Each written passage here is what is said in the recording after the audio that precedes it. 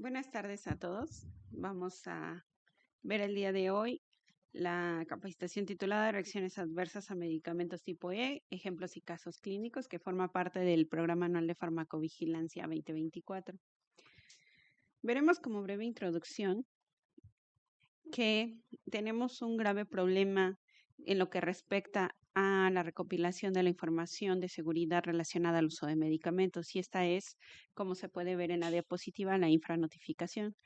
Tal y como se ve ahí, este es el efecto Heiser, y podemos ver que en la punta tenemos las reacciones adversas notificadas, en la parte media las reacciones adversas que se sospechan asociadas a los medicamentos pero que no se notifican, y por último, en la parte mayor es toda esa información desconocida, es decir, todas esas reacciones adversas que ni siquiera se sospechan que son ocasionadas por los medicamentos.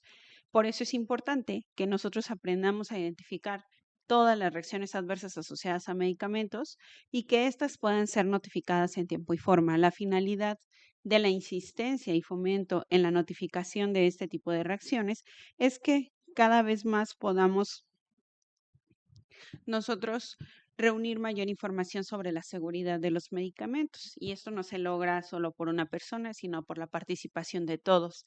Todos los profesionales de la salud, al estar dando seguimiento o atención a un paciente, pueden identificar de forma oportuna reacción adversa al medicamento.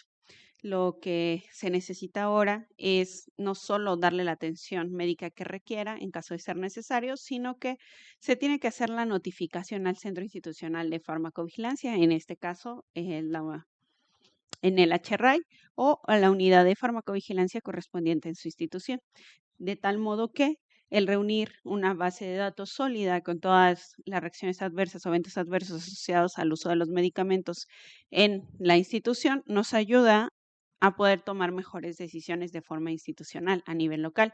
Sin embargo, ya que estas notificaciones a su vez se envían y se centralizan de forma nacional, el Centro Nacional de Farmacovigilancia también puede identificar riesgos de forma oportuna que estén ocurriendo en cualquier lugar de la República. Del mismo modo, una vez que el Centro Nacional de Farmacovigilancia comparte esta información a nivel internacional, se pueden identificar de una mejor manera y robustecer esas bases de datos internacionales para que entonces podamos empezar a vislumbrar un poco más en esta última parte, que es todas aquellas reacciones que ni siquiera se sospechan están relacionadas a medicamentos, que realmente lo son. Por otro lado, solo es cuestión de recordar la conocida tragedia de la talidomida, que es prácticamente el parteaguas en la historia que nos da origen a lineamientos más estrictos en materia de seguridad y uso de medicamentos. A raíz de esta tragedia, que ya la mayoría debe de conocer, es cómo se establecen eh, normas y lineamientos que rigen actualmente y que han ido evolucionando a los lineamientos actuales que rigen las actividades de esta ciencia que es farmacovigilancia. Y pues eso no hubiera sucedido si el profesional de la salud, al que le llamó la atención el incremento en la frecuencia de nacimientos de pequeñitos con malformaciones, no hubiera hecho nada y no hubiera notificado. Este es el caso del doctor McBride, que publicó en una carta al editor de la revista The Lancet que él observaba un incremento del 1.5% al 20% de anormalidades en los recién nacidos que a los que había atendido, ¿no? Entonces, le llama la atención este incremento y deja una pregunta. ¿Alguien más ha observado este incremento en anormalidades congénitas similares en los bebés que han nacido recientemente? A raíz de esta pregunta, se inician las investigaciones necesarias, dice, determina la relación que existe entre la administración de talidomida durante el primer trimestre del embarazo, que tiene efectos teratogénicos, con obviamente este incremento que se estaba observando. Tal vez si el doctor McBride no hubiera publicado esa carta, hubieran tardado más tiempo en darse cuenta, más tiempo en tomar medidas en las cuales se hubieran afectado mucho más vidas de las que ya estaban afectadas hasta este momento. Y como repaso nada más, recordemos que en sesiones anteriores hemos estado viendo la clasificación que surge de la propuesta por Raulis y Thompson en clasificar las reacciones adversas a medicamentos por el mecanismo por el cual se dan, clasificándolas de forma inicial en tipo A y tipo B, y que hasta el momento se ha modificado y tenemos mucho más clasificaciones. Como lo hemos visto, las reacciones adversas tipo A vienen del concepto augmented en inglés, están relacionadas completamente al mecanismo de acción del fármaco, lo que las hace predecibles. Esto se ve por una respuesta aumentada del efecto terapéutico y que puede darse por alteraciones a nivel farmacéutico, farmacocinético o farmacodinámico. Entonces, normalmente son dosis dependientes y suelen desaparecer tras la reducción de la dosis, produciendo una baja mortalidad, pero una alta morbilidad. Y tenemos algunos ejemplos para este tipo de reacciones, como hemorragias ocasionadas por anticoagulantes, la hipotensión ocasionada por antihipertensivos o bien leucopenia ocasionada por metotrexato. Si bien están relacionadas al mecanismo de acción de estos fármacos, lo que está sucediendo pues es una respuesta exacerbada, que no es lo que se está buscando. Nadie busca que cuando un paciente llega con la presión arterial elevada, se le dé un medicamento antihipertensivo, de repente se caiga en la calle porque se le bajó tanto la presión, tuvo una hipotensión que lo llevó al síncope. Entonces, estos efectos no son los que se están buscando y por eso hay que tener un adecuado monitoreo de nuestros pacientes. Continuamos con las tipo B, que son bizarras. Estas, vamos a ver que a diferencia de las tipo A, no están relacionadas con los efectos farmacológicos, es decir, son impredecibles. Si en las tipo A sabemos que pueden pasar y son predecibles, en este caso no sabemos qué pacientes puedan presentarlas, ni el mecanismo exacto de forma inicial del por qué se están presentando. Raramente estas reacciones son dosis dependientes y se producen con menos frecuencia que las tipo A, pero tienen una alta mortalidad y baja morbilidad. Estas remiten tras la retirada del medicamento y el mecanismo por el cual se produce suele ser inmunológico o propias variaciones genéticas del paciente. Entonces, este tipo de reacciones pues no las podemos predecir y a su vez tienen una subclasificación que van desde el tipo 1 hasta el tipo 4. Las tipo 1 van a ser aquellas que son de hipersensibilidad inmediata y son mediadas por inmunoglobulinas, principalmente las IgE. Vamos a tener el tipo 2, que consiste en reacciones de fijación del complemento entre el antígeno y el anticuerpo presente en las células de la superficie. Las tipo 3, que están mediadas por complejos inmunes que se depositan en las células del tejido u órgano blanco. Y las tipo 4, que resultan de la interacción directa entre el alérgeno, que es el medicamento, y los linfocitos sensibilizados. A este tipo de reacciones también se les conoce como reacciones alérgicas retardadas. En este tipo de reacciones podemos encontrar el síndrome de Stevens-Johnson o la necrólisis epidérmica tóxica. Algunos están también aquí dentro de esta clasificación, las reacciones alérgicas, por ejemplo, las anafilaxias, que están mediadas por la parte inmune y que están dadas por el uso, por ejemplo, de sulfas o penicilinas, o bien las que están relacionadas a propias variaciones genéticas del paciente, como lo es el caso de hemólisis, al administrar antipalúdicos, que se da por la deficiencia de la enzima eritrocitaria glucosa 6-fosfato deshidrogenasa. Entonces, estos pacientes van a presentar este tipo de reacciones. Las tipo C de chronic se dan como consecuencia de la administración crónica de los medicamentos. Entonces aquí en tratamientos de enfermedades crónico-degenerativas, pues van a ser muy comunes observarlas, así como otro tipo de trastornos. Estas van a ser también conocidas y predecibles y se producen por mecanismos adaptativos celulares. Aquí podemos encontrar reacciones adversas como la farmacodependencia por benzodiazepinas. Entonces, todas las dependencias que se generan por el uso de medicamentos van a caer dentro de este tipo de reacciones adversas: nefrotoxicidad crónica por el uso de AINES, por ejemplo, o bien algunos otros efectos como discinesia tardía por el uso de neurolépticos, específicamente de la sulpirida. En las reacciones adversas tipo D, que son del Lyell, vamos a ver que aparecen tiempo después de haber suspendido la medicación. Y esto puede ser días, meses o incluso años. O como en el caso de la talidomida, en los hijos de las personas a las cuales recibieron el tratamiento. Entonces aquí pues tenemos ese caso de teratogénesis, no solo por talidomida, sino también por antineoplásicos o tetraciclinas, o bien carcinogénesis ocasionada por inmunosupresores como la azatioprina. Estas, como ya lo vimos, pues se dan después de haber suspendido el tratamiento. No es como en las tipo C, en las que se continúa con ese tratamiento, sino que aquí se suspende y aparecen después de esa suspensión. Y relacionadas a estas van a ser las reacciones adversas, que son tenor de esta capacitación. Reacciones adversas a medicamentos tipo E por end of treatment es cuando nosotros retiramos de manera abrupta un medicamento, un tratamiento farmacológico que no debe retirarse de esta forma.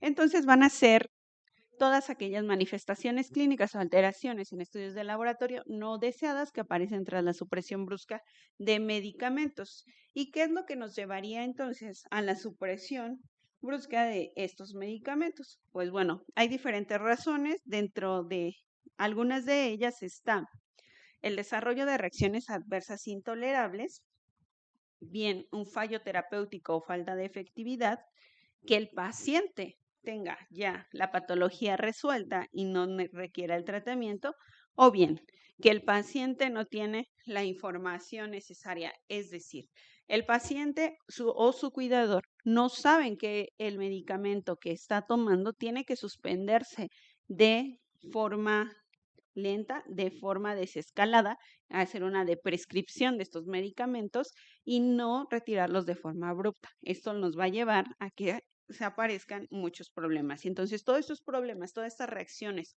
que se dan por esta retirada brusca son las conocidas reacciones tipo E. Y podemos tener algunos casos específicos después de esta retirada, a los cuales vamos a llamar recurrencias o recaídas, y van a ser cuando aparecen de nuevo la sintomatología que originó la prescripción del medicamento. Y los síntomas suelen aparecer entre las 2 y 3 semanas después de la retirada del fármaco. A veces la recaída puede tener manifestaciones clínicas más severas que la enfermedad inicialmente. También vamos a tener un síndrome de retirado rebote, que corresponde también a la reaparición de sintomatología que originó la prescripción, pero en este caso los síntomas aparecen dentro del primer y tercer día de la prescripción, son transitorios y duran de 7 a 14 días y son de mayor intensidad que los iniciales. Entonces, la diferencia entre la recurrencia o recaída o el síndrome de retirada va a ser básicamente el tiempo en el que tardan en aparecer, ya que para una recurrencia va a ser de entre 2 y 3 semanas después de la retirada del fármaco, y para el síndrome de retirada o de rebote prácticamente son inmediatas. También estas son transitorias y, como dice ahí, también van a ser de mayor intensidad. Finalmente, también se puede tener el caso de un síndrome de abstinencia, que en este caso va a ser el conjunto de síntomas contrarios a los efectos terapéuticos que el paciente pudo no haber experimentado anteriormente. La intensidad va a depender, y como lo vamos a ver a lo largo de esta plática, es que la intensidad, ya sean recurrencias o recaídas, síndrome de retirada o el síndrome de abstinencia, siempre va a depender de la dosis y el medicamento y la duración con este medicamento. Y lo que también nos va a dar la pauta para hacer una de prescripción correcta. Vamos a iniciar con algunos grupos farmacológicos que requieren un desescalamiento para poder realizar su retirada y hacer una de prescripción adecuada.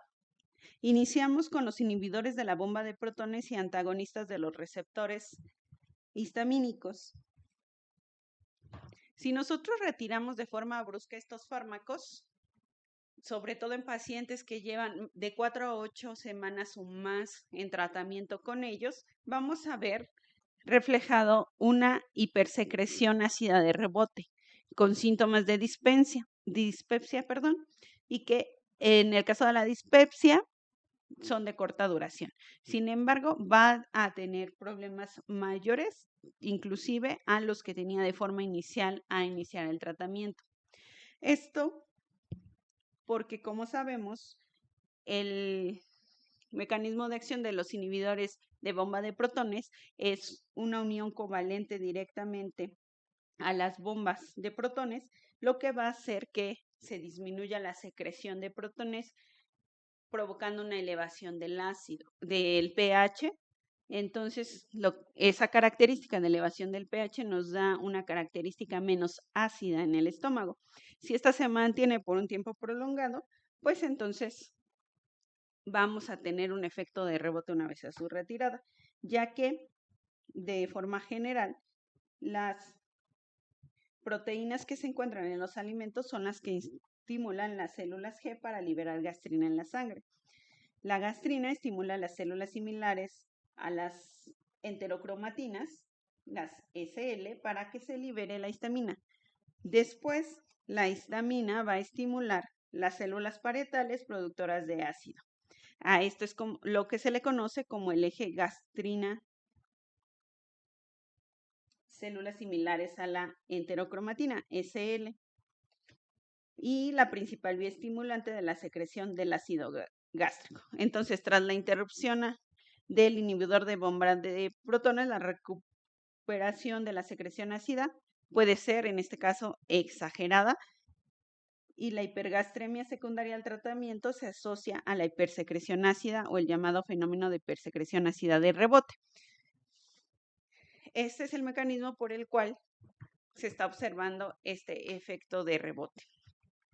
Por lo que se recomienda entonces disminuir en un 50% la dosis que se tenía cada 1 a 2 semanas hasta la suspensión de fármaco. En adultos mayores se puede necesitar ritmos mucho más lentos, con disminuciones del 50% de la dosis cada 4 a 8 semanas. También, como otro tipo de estrategia, se puede considerar administrar dosis en días alternos. Como podemos ver, con los inhibidores de bomba de protones podría creerse que no son reacciones severas de primera instancia. Sin embargo, es importante la información dada a los pacientes, pero sobre todo evitar la automedicación. El acceso a este tipo de medicamentos en nuestro país es muy sencillo.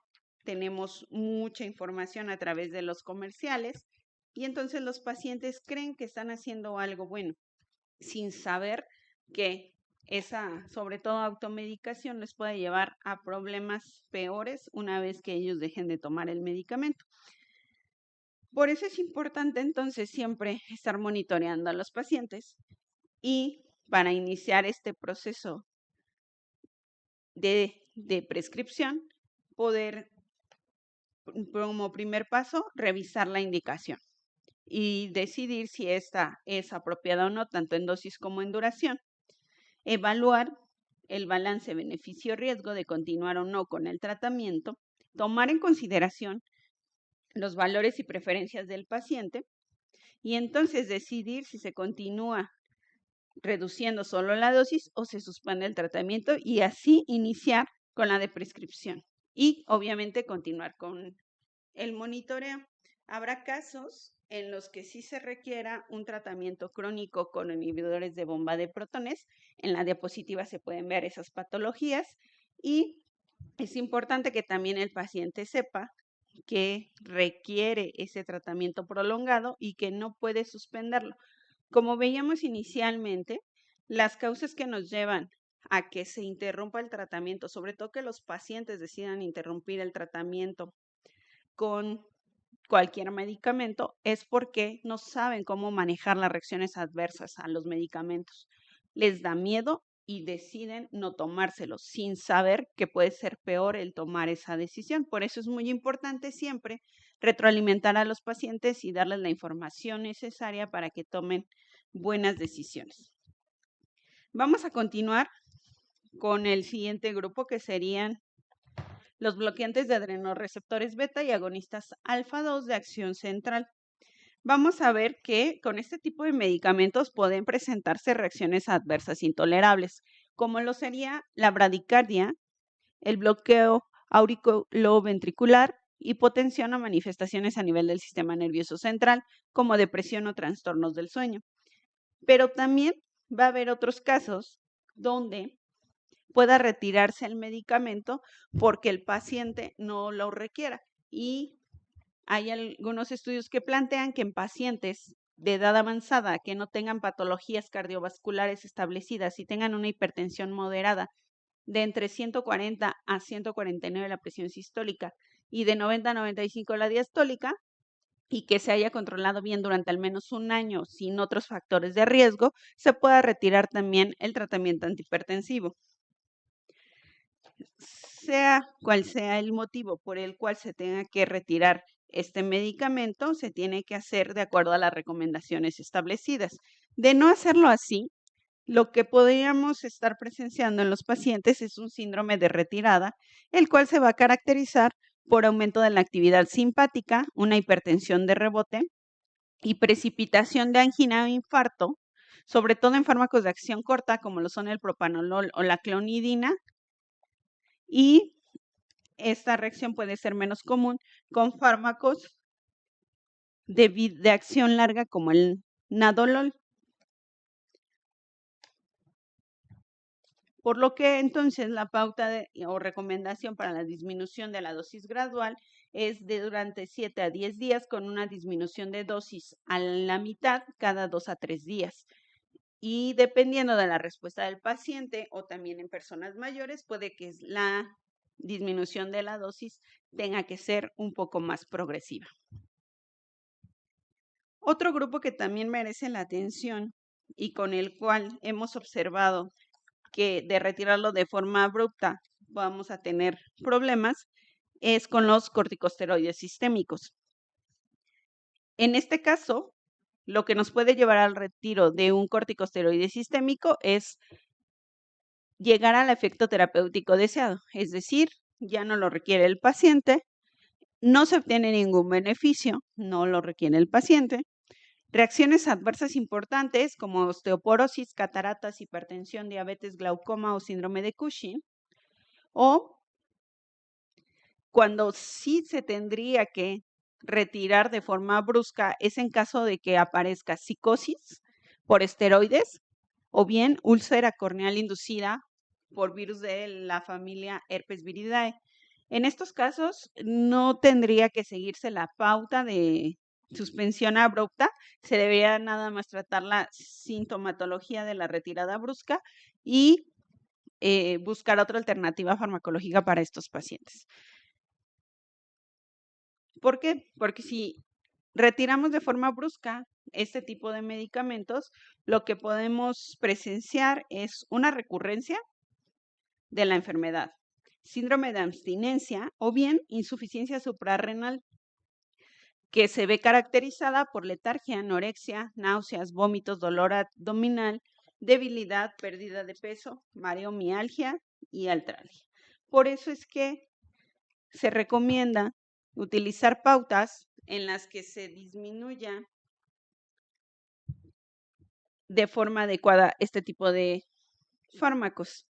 Si el tratamiento que ha tenido el paciente se ha administrado el corticosteroide sistémico por más de 3 semanas o en duraciones más cortas, pero dosis mayores a 40 miligramos al día de prednisona o equivalente, se recomienda una reducción del 10 al 20% de la dosis, pero depende también de la dosis inicial, la duración del tratamiento y la enfermedad que causa la prescripción o la respuesta del paciente.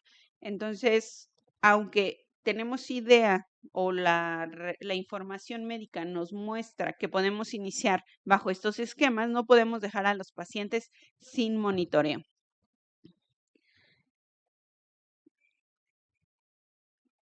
En caso de que aparezcan los síntomas relacionados con la retirada, ya sea la recurrencia o el síndrome de abstinencia, necesitamos aumentar la dosis. La siguiente tabla se muestra los regímenes para la descontinuación en función de la dosis inicial del corticosteroide expresado en dosis de prednisona. Entonces nos dice cómo podemos ir reduciendo y a qué velocidad podemos reducir este tipo de medicamentos. Como lo hemos visto, solo son pautas de recomendación. Todo va a depender de la respuesta del paciente. También existen otras estrategias como la disminución en días alternos. En esta diapositiva se muestra cómo se realiza este tipo de disminución, en la que nos dice que una vez que el paciente está con una dosis de 20 a 30 miligramos por día, la dosis se va a comenzar a reducir en días impares, 5 miligramos de 1 a 2 semanas hasta llegar a 10 miligramos al día.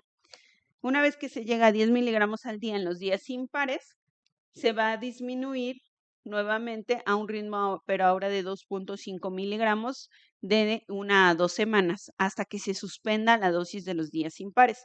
Por último, se va a reducir la dosis en los días pares de 20 a 30 miligramos al mismo ritmo que como lo veíamos en la tabla de la diapositiva anterior, que les vuelvo a poner en esta diapositiva.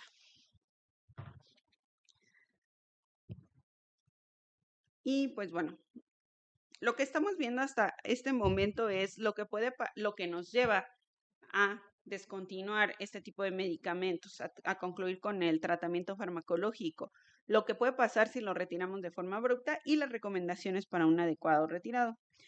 Continuamos con otro grupo farmacológico que son los opioides. Y podríamos retirar un opioide cuando se presenta una inefectividad del tratamiento a pesar de que se usa de forma correcta. Es decir, el paciente no está respondiendo al tratamiento. Cuando se presenta toxicidad inaceptable o cuando no se toleran los efectos adversos, cuando tenemos un alto riesgo de sobredosis por un mal uso o abuso del medicamento y cuando se ha remitido la causa de la prescripción del medicamento, es decir, la causa del dolor.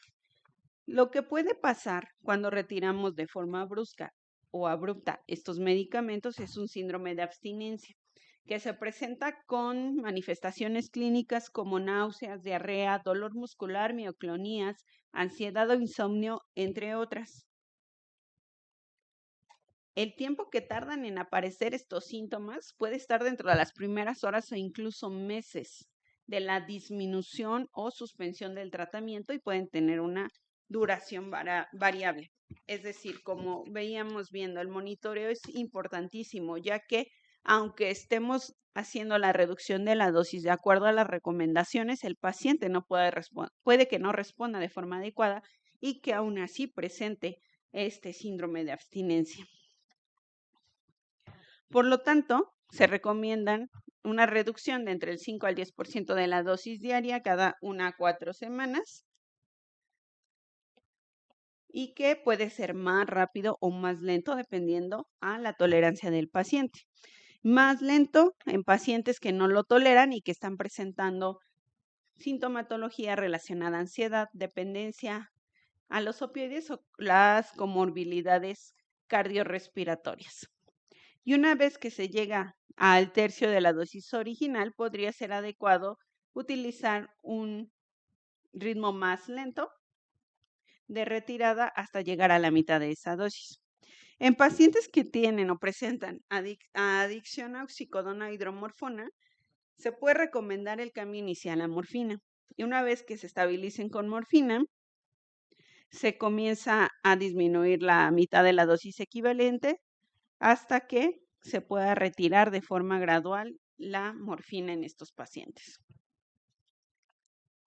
Otro grupo que también tiene un especial cuidado son los ansiolíticos e hipnóticos, en este caso serían las benzodiazepinas y fármacos Z. Entonces, la recomendación para este grupo, como para el resto, va a ser siempre usar la menor dosis eficaz en monoterapia y no sobrepasar, en este caso, de las 2 a las 4 semanas para usar en el tratamiento del insomnio y de 8 a 12 semanas para la ansiedad. Una vez que se esté llegando en el tratamiento con estos medicamentos, siempre hay que considerar el descenso gradual dentro de estos lapsos ya mencionados. Las reacciones adversas o eventos adversos que pueden estar relacionados al uso de estos medicamentos van a ser sedación, accidentes, caídas, fracturas de cadera, deterioro psicomotor, confusión mental, incluso demencia y hasta la muerte. Y estos efectos adversos se van a notar aún más o se corre mayor riesgo cuando se utilizan dosis elevadas, cuando se tienen duraciones de tratamiento prolongados, con fármacos con semividas superiores a 24 horas, en pacientes de edad avanzada y su administración concomitante con otros fármacos psicoactivos o con alcohol. Entonces, si además el paciente tiene alguno de estos factores, pues el riesgo de eventos adversos, sobre todo graves, pues va a incrementar y esto nos puede llevar ya sea a la descontinuación de estos medicamentos por el evento adverso de forma abrupta o bien que el mismo paciente decida concluir con el tratamiento sin la indicación médica. Entonces, si nosotros retiramos de forma abrupta estos medicamentos, vamos a presenciar síntomas de abstinencia, los cuales se parecen mucho al ocasionado por el etanol. Entonces, el paciente va a tener manifestaciones clínicas como hipertensión, taquicardia, diaforesis, temblores, hipertermia e inclusive convulsiones. Lo mismo va a pasar con pacientes que están utilizando sedantes e hipnóticos. La abstinencia va a ser muy parecida también a la que se presencia con el etanol y estos pacientes pueden manifestar confusión, ansiedad y anomalías en los signos vitales.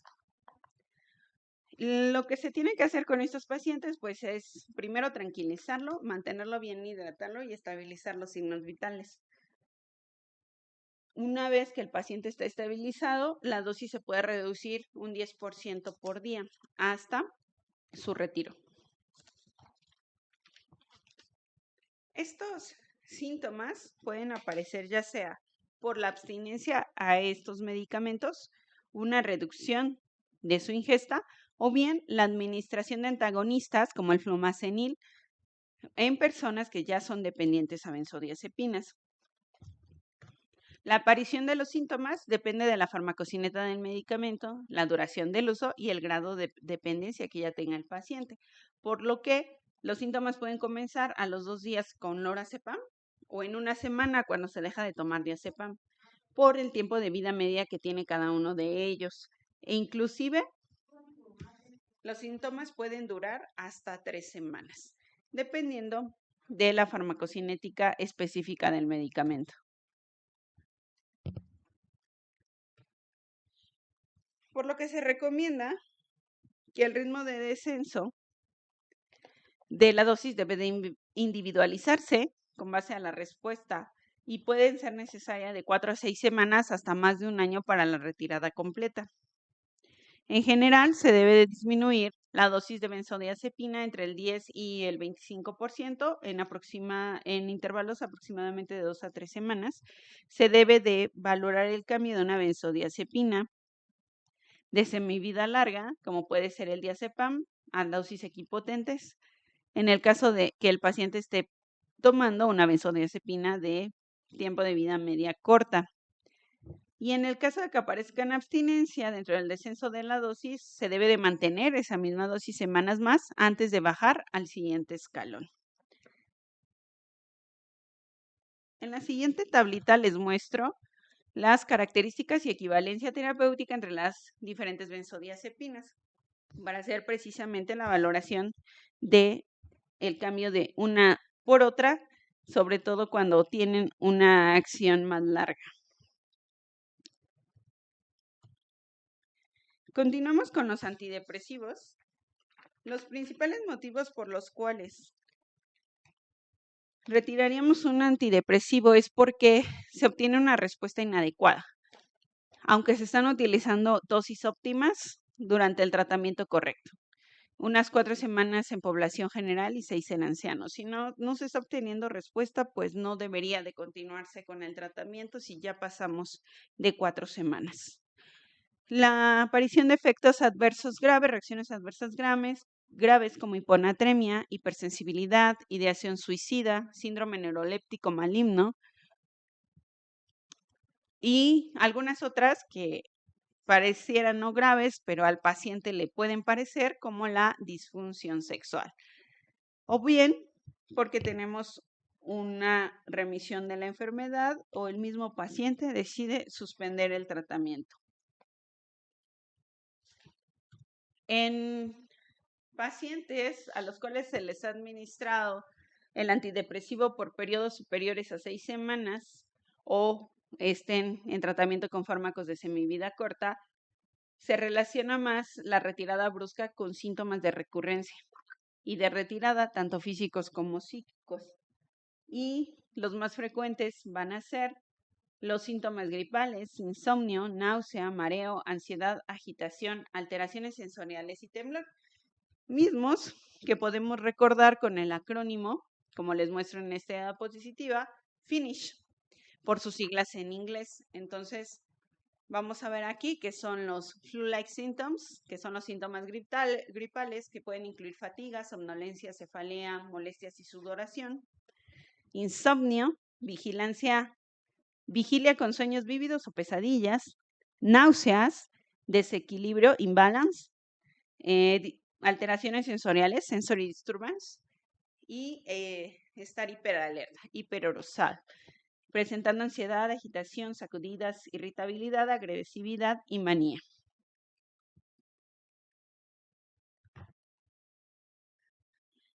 Entonces, la recomendación es reducir la dosis de forma progresiva en un mínimo de 4 semanas.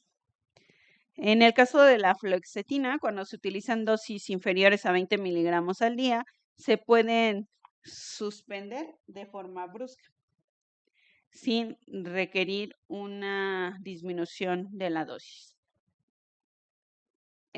En determinadas situaciones se recomiendan otros ritmos de disminución de dosis. Por ejemplo, cuando el antidepresivo se ha administrado durante periodos superiores a 8 semanas, se recomienda una retirada progresiva durante 4 semanas. En el caso de fármacos de semivida corta, como la paroxetina o la venlafaxina, puede ser necesario un tiempo más prolongado, mayor a 4 semanas. Entonces, depende mucho de la farmacocinética del medicamento, pero en general puede realizarse en 4 semanas, a excepción de la paroxetina y venlafaxina. También, cuando se ha utilizado en periodos de tiempo inferiores a estas 8 semanas, la retirada puede ser o realizarse entre 1 o 2 semanas.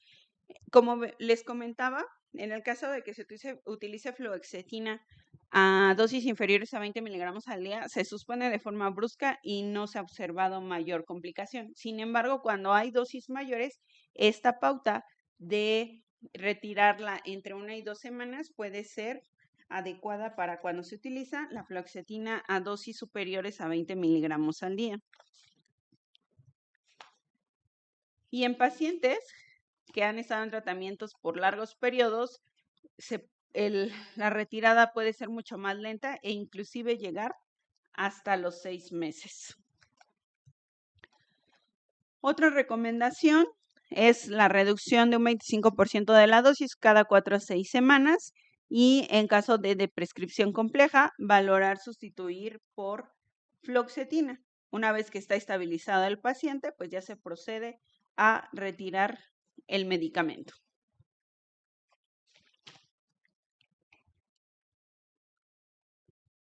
En un ejemplo, para la de prescripción, podemos ver el que está en la diapositiva, en el que si tenemos indicada paroxetina, 40 miligramos por día, y ya no se requiere ese esquema, se podría reducir esta dosis a 30 miligramos la primera semana, luego a 20 miligramos por otra semana y después 10 miligramos una semana más, luego 5 miligramos la siguiente semana y de ahí proceder a la suspensión del medicamento.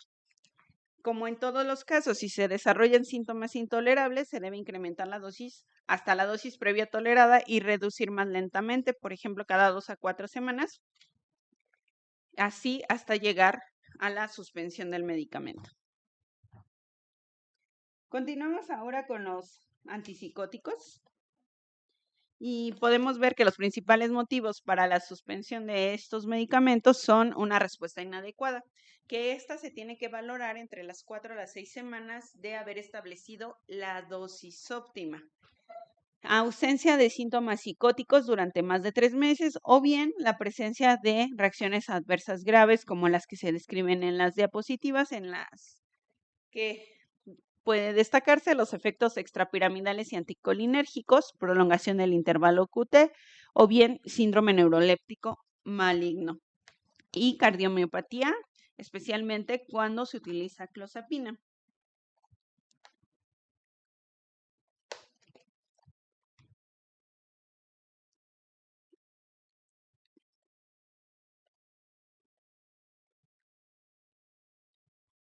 Aquí también hay que tomar en cuenta que en pacientes de edad avanzada son más sensibles a estos efectos y que cuando el paciente de edad avanzada además tiene un diagnóstico de demencia, también se incrementa el riesgo de ictus y mortalidad, por lo que en estos casos se recomienda descontinuar el tratamiento y en caso de psicosis leve a moderada y valorar el tratamiento en todos los casos de forma periódica. Continuamos con los antipsicóticos y retirar de forma abrupta este tipo de medicamentos se asocia con recaídas, síndrome de retirada, que incluye síntomas serotoninérgicos y colinérgicos y que se va a manifestar por náuseas, inquietud, ansiedad, insomnio y alteraciones del movimiento como distonías o discinesias. En el caso específico de los medicamentos, vamos a ver aquí que en la diapositiva nos dice que en el caso de clozapina puede verse manifestado en un momento de psicosis o resurgimiento de ella, delirio, agitación, confusión, diaforesis, síntomas extrapiramidales, náusea, diarrea y cefalea, y que con algunos otros no se tiene mucha información, como es el caso del aripiprazol.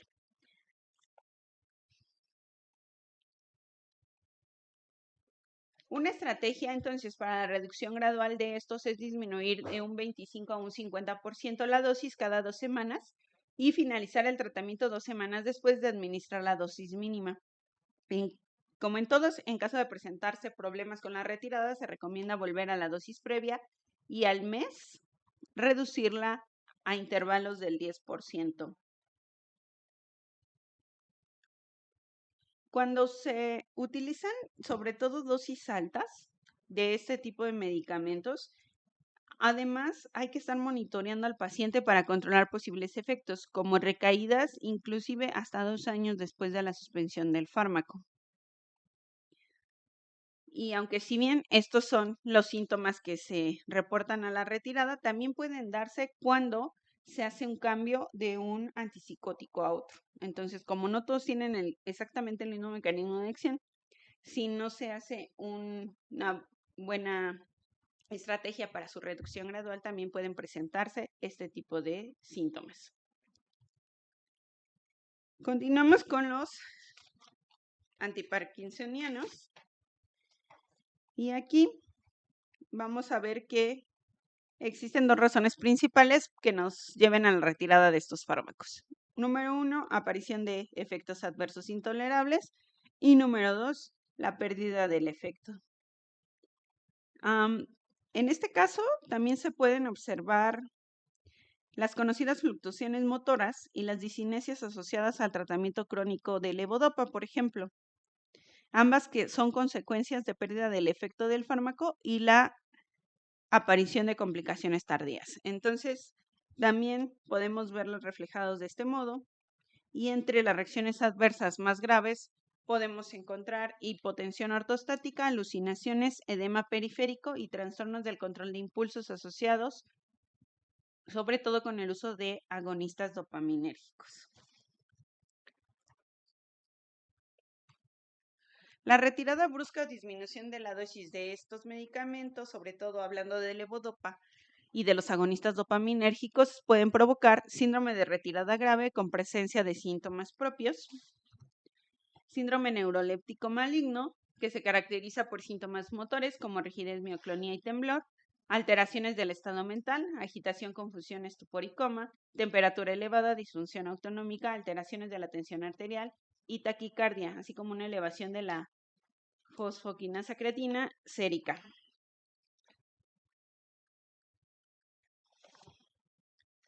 Y también podemos observar un síndrome de abstinencia, en el cual se pueden observar sintomatología relacionada a ansiedad, ataques de pánico, depresión, sudoración, náuseas, dolor, fatiga y mareos. Los síntomas que se observan en este síndrome de abstinencia responden a la incorporación del agonista dopaminérgico y pueden aparecer tanto a la disminución de la dosis como a la retirada, y son dosis dependientes. Son más frecuentes en aquellos pacientes que desarrollan trastornos del control de impulsos. Por lo que se recomienda que en los adultos mayores se haga una disminución progresiva de la dosis durante 4 semanas hasta la suspensión, aunque no se tiene establecido un esquema general y que sea adecuado para los medicamentos, y depende, una vez más, del fármaco en específico, del paciente, de la dosis y el tiempo que ha estado en tratamiento con ella. Por ejemplo, una pauta de retirada para el pramipexol es disminución de la dosis de 0.54 miligramos de base o 0.75 miligramos de la sal por día hasta llegar a una dosis de 0.54 miligramos de base y continuar con las disminuciones a 0.264 miligramos de base o 0.375 miligramos de la sal por día hasta su retiro. Continuamos con los antiepilépticos.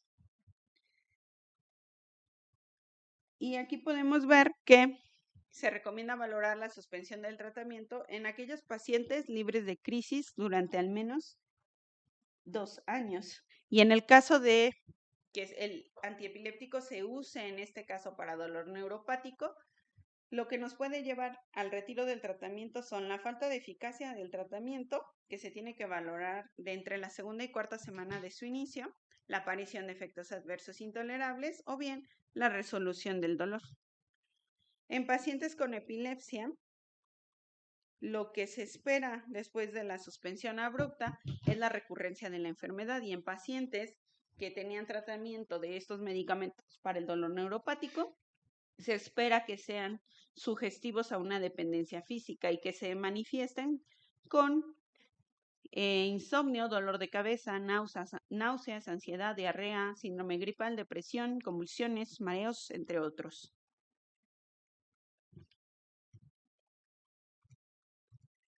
Por lo que en general se recomienda disminuir la dosis progresivamente hasta la suspensión del tratamiento a los 2 a 3 meses, excepto para barbitúricos y benzodiazepinas, ya que se recomiendan disminuciones más progresivas para estos fármacos. En el caso de pacientes que reciben tratamiento combinado con diferentes antiepilépticos, se recomienda una suspensión secuencial, comenzando por el menos eficaz, el más tóxico o el peor tolerado. Y aunque no está establecida un ritmo adecuado para la reducción de esta dosis, se pueden utilizar reducciones del 25% de dosis cada 2 semanas o cada 3 meses, y depende de la respuesta clínica del paciente. Para el caso de gabapentina y pregabalina, se puede disminuir la dosis progresivamente durante al menos una semana y entonces poder retirarlos. Algunos otros grupos farmacológicos o medicamentos que requieren atención para su retiro serían los antianginosos como los nitratos, porque pueden producir una precipitación de la angina o infarto al miocardio y esto ser fatal para los pacientes. También, cuando se utiliza metilfenidato o atomoxetina, puede producir depresión u otros problemas mentales o retirada brusca. Y en el caso de fármacos para el tratamiento del Alzheimer, se han descrito alteraciones cognitivas, conductuales y funcionales asociadas a la retirada brusca.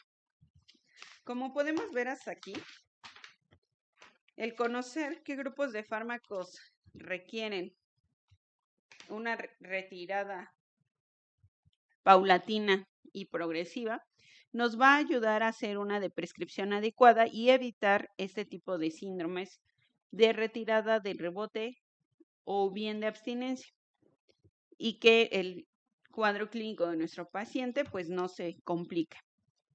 Sin embargo, como ya hemos visto en cada uno de estos ejemplos, la pauta específica para la retirada de cada uno de estos va a depender del fármaco específico, de su farmacocinética, de el tiempo que ha estado en tratamiento el paciente y de la dosis utilizada, así como la respuesta a la disminución de la dosis. Entonces, se va a ir tan rápido como el paciente lo tolere y responda para llegar a la suspensión. Hablando ya de casos clínicos específicos, les presento este caso.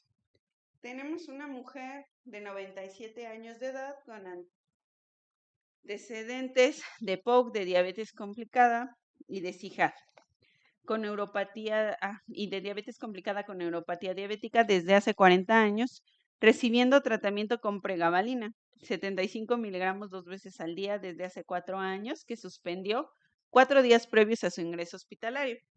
Sin embargo, 24 horas posteriores a la suspensión del medicamento, la paciente presenta debilidad, parestesias, mialgias en la región distal de las extremidades, de predominio en miembros inferiores, acompañado de sudoración profusa, sensación de alza térmica y agitación psicomotriz nocturna.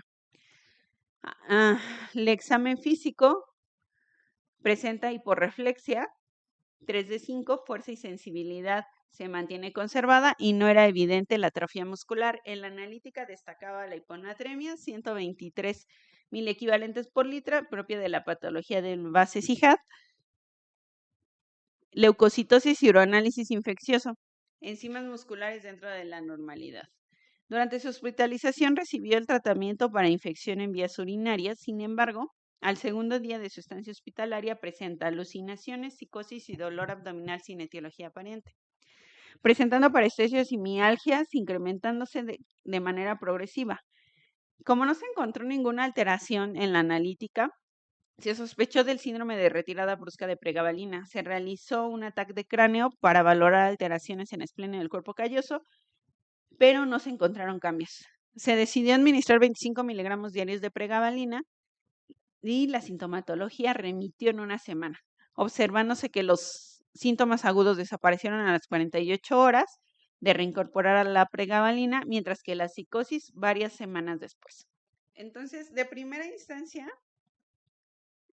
pocas veces se piensa en que se esté presenciando un síndrome de retirada, de abstinencia o de rebote a la retirada de algún fármaco.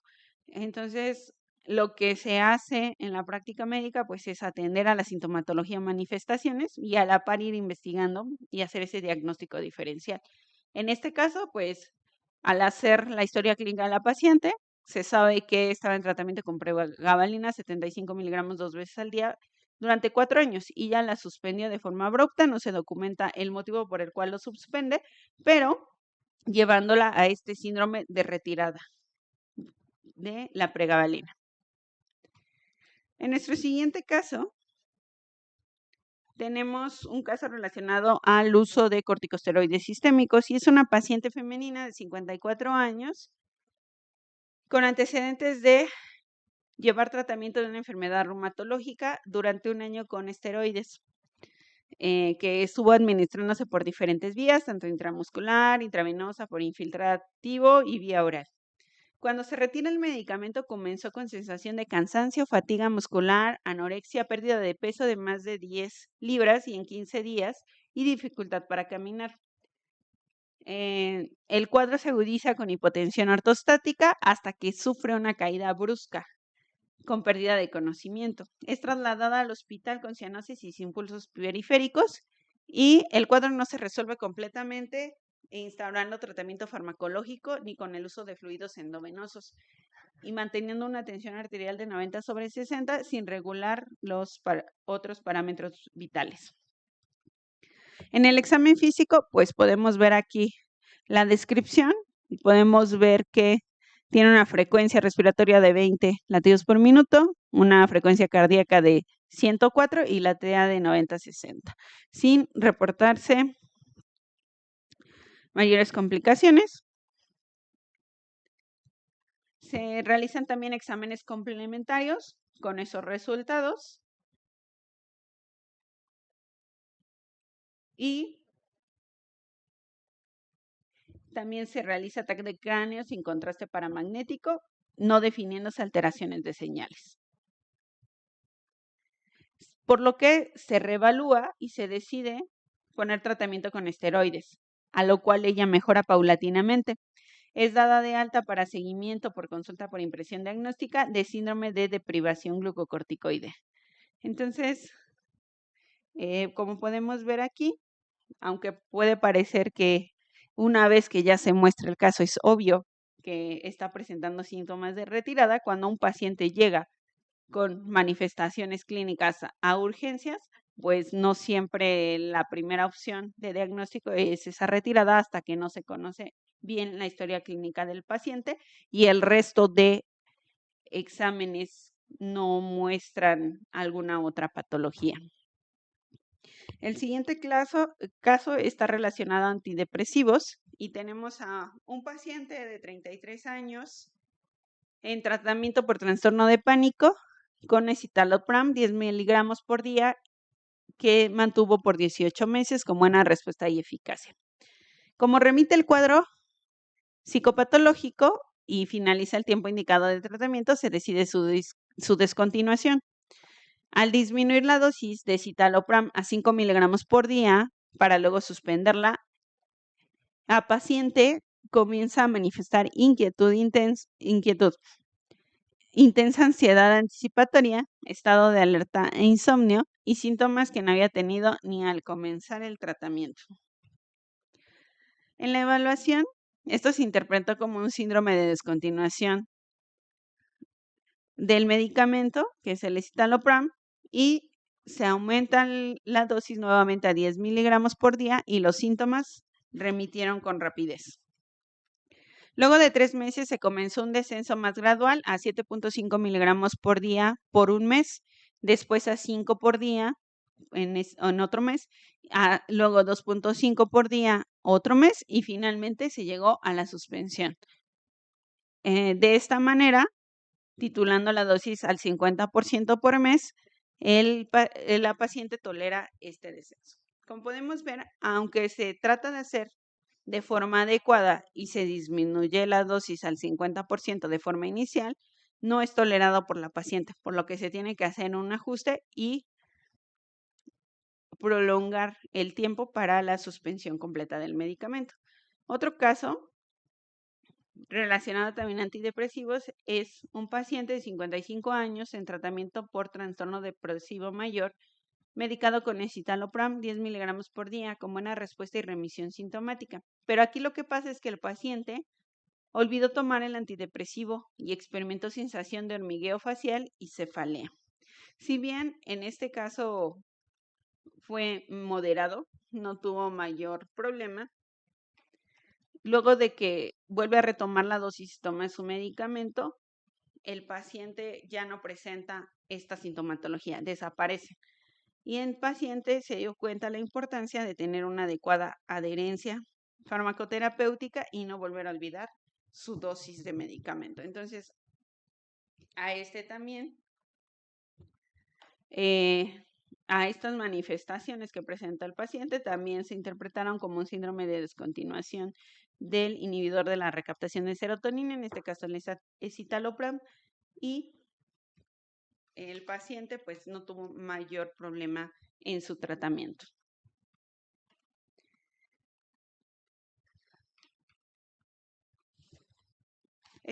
En este otro caso, y con este caso estaríamos concluyendo, es de una paciente de 49 años de edad, soltera con un hijo que tiene historia de trastorno bipolar tipo 1, diagnosticada en el año de 1988.